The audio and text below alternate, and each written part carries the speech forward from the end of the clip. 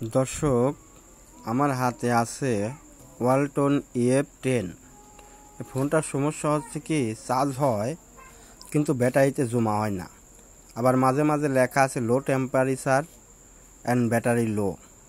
আমি দেখলাম যে মিটারে কানেক্টর লড়ে কিনা, অল্প একটু লড়ে, পরে আর লড়ে না।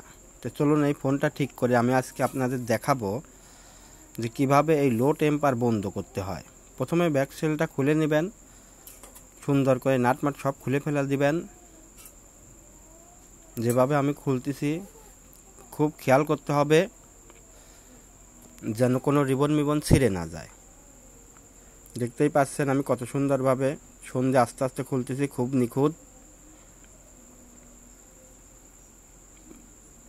খুব ভক্তির সাথে খুলতে হবে।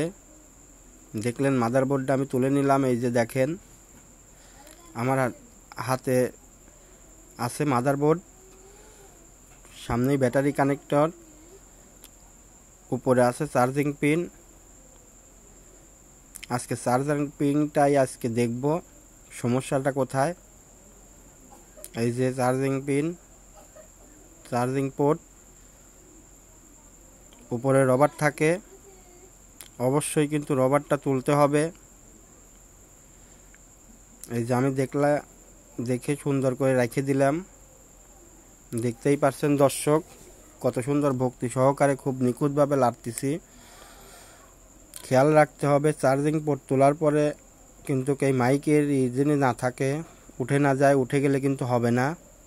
এই যে দেখতে পাচ্ছেন এটা ডানে এটা বামে, একবারে খুব কাছেই মাইকের কিন্তু কানেক্টর দেওয়া। খুবই সাবধানের সঙ্গে করতে হবে, কানেক্টরটা কিন্তু হিট লাগিয়ে উঠে যেতে পারে।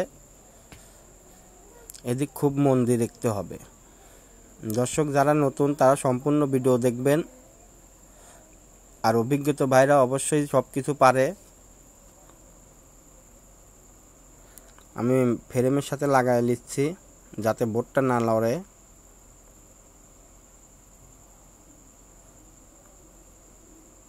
ক্যামেরা দুইটা খুলে নেব যাতে হিট লাগিয়ে নষ্ট না হয়। খুলে নিছি।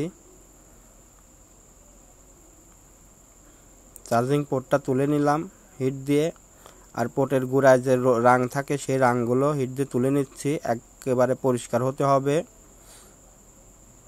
পরিষ্কার না হলে কিন্তু হবে না, নতুন পোর্টটা বসবে না।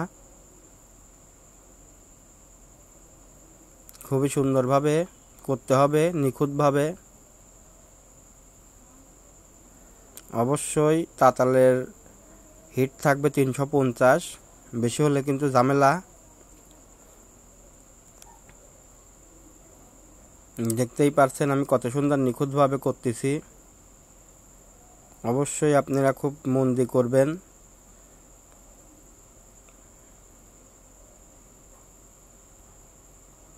প্রায় কমপ্লিট।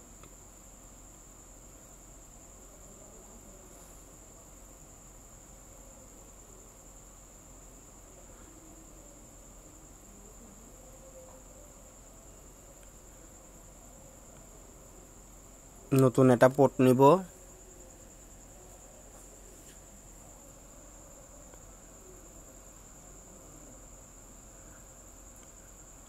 লাগানো হয়ে গেল, দেখতেই পাচ্ছেন চার্জ কমপ্লিট লেখাও ঠিক আছে।